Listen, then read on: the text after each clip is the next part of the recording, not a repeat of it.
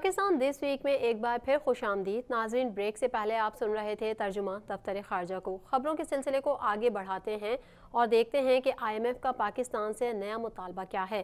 International monitoring fund نے پاکستان سے توانائی کے شعبے کے گردشی قرض میں 1000 ارب روپے کی کمی کا مطالبہ کر دیا ہے۔ ادائیگیوں کے لیے بجلی کی قیمتوں میں اضافے کا آپشن بھی سامنے رکھ دیا۔ مزید تفصیلات اس رپورٹ میں۔ عالمی مالیاتی ادارے نے گردشی قرضوں میں کمی لانے کا مطالبہ عالمی بینک کے ذریعے کیا ہے اور آئی ایم ایف کا کہنا ہے کہ گردشی قرضے سے متعلق معاملات پر عالمی بینک ہی پاکستانی حکام سے مذاکرات کر رہا ہے۔ آئی ایم ایف نے مطالبہ کیا ہے کہ گردشی قرضوں میں کمی لانے کے لیے اس کی ادائیگی کے لیے بجلی کے نرخوں میں مزید اضافہ کیا جائے یا دوسرے آپشن کے تحت حکومت پاکستان گردشی قرض کی مد میں 1000 ارب روپے اپنے وسائل سے ادا کرے۔ آئی ایم ایف کا موقف ہے کہ اس ادائیگی سے قبل آئی ایم ایف کے ساتھ پروگرام شروع ہونے کا امکان ہی نہیں ہے۔ پاکستان کے توانائی کے شعبے کے گردشی قرضے کا حجم اس وقت 2266 ارب روپے ہے۔ ڈاکٹر عافیہ کی رہائی کا معاملہ ایک بار پھر زیر بحث بننے لگا۔ امریکہ میں قید ڈاکٹر عافیہ صدیقی کی بہن ڈاکٹر فوزیہ صدیقی نے کہا ہے کہ سینیٹر بابر ایوان کے عافیہ صدیقی سے متعلق بیان پر حیرت ہوئی۔ رحم کی اپیل پر دستخط کرنے کا مطلب اقرار جرم ہے۔ وزارت خارجہ اہل خانہ کو حقائق سے لا علم رکھ رہی ہے۔ مزید احوال اس رپورٹ میں۔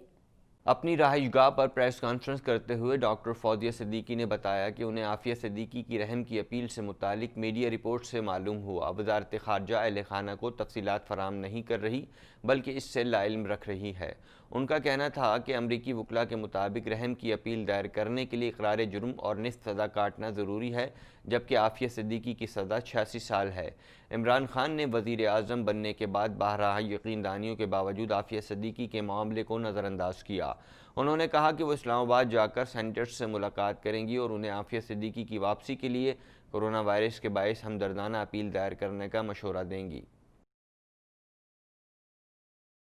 فوج پر تنقید کرنے والے سیاستدانوں کو شیخ رشید نے ایک بار پھر نشانہ بنایا۔ فوج ہی اتنے شدید حالات کے باوجود جمہوریت کی ضمانت ہے۔ شیخ رشید کا کہنا تھا کہ سیاست سے لڑائی کرنی ہے تو عمران خان میدان میں ہیں اور اگر ریاست سے لڑائی ہے تو اس کے نتائج برے ہوں گے۔ سیاست جس دوراہے میں داخل ہو رہی ہے اس کے نتیجے کچھ بھی نکل سکتے ہیں۔ شیخ رشید مزید کیا کہہ رہے ہیں، آئیے سن لیتے ہیں۔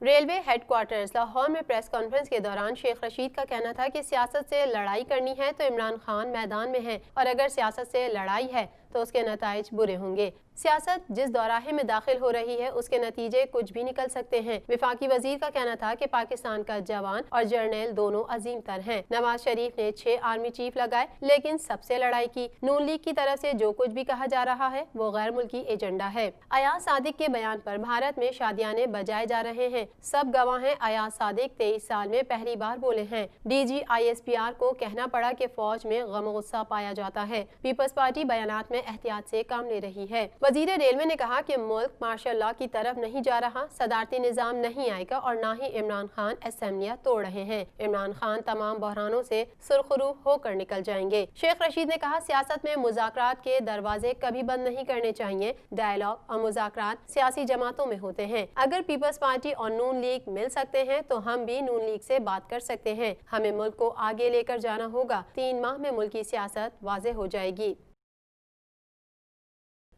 مولانا نے ایک بار پھر ملک میں دوبارہ انتخابات کرانے کا مطالبہ کیا ہے۔ پی ڈی ایم کے صدر مولانا فضل الرحمان نے کہا ہے کہ ہم نہ مذاکرات کرتے ہیں اور نہ اس کے حق میں ہیں۔ ہمارا مطالبہ ہے کہ نئے انتخابات کرائے جائیں، ہمارے جلسے چلتے رہیں گے۔ سیکیورٹی فراہم کرنا ریاست کی ذمہ داری ہے۔ مزید جان لیتے ہیں اس رپورٹ میں۔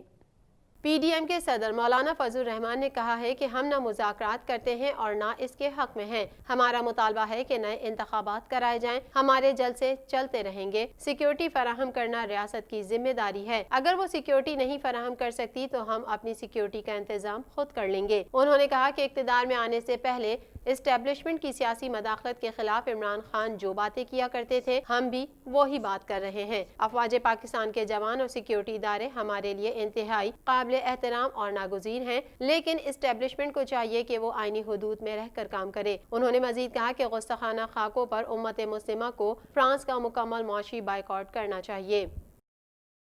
حکومت نے ADB کے ساتھ انسداد کرونا کے لیے $20 لاکھ کی امداد کا معاہدہ کر لیا۔ معاہدے پر دستخط کی تقریب وزارت اقتصادی امور اسلام آباد میں ہوئی۔ سیکریٹری وزارت اقتصادی امور نور احمد کا کہنا ہے کہ ایشیائی ترقیاتی بینک کی کرونا کے لیے امداد پر شکر گزار ہیں۔ ADB گرانٹ ہیلتھ ورکرز کی تربیت، بائیو سیفٹی اور لیب کے قیام کے لیے استعمال ہوگی۔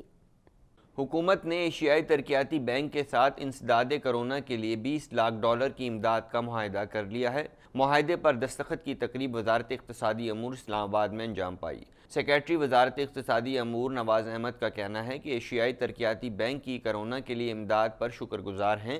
ADB گرانٹ ہیلتھ ورکرز کی تربیت، ہائی سیفٹی اور لیب کے قیام کے لیے استعمال ہوگی۔ کنٹری ڈائریکٹر ایشیائی ترقیاتی بینک کا کرونا وبا سے متعلق کہنا تھا کہ انسداد کرونا کے لیے حکومت پاکستان کے اقدامات قابل ستائش ہیں۔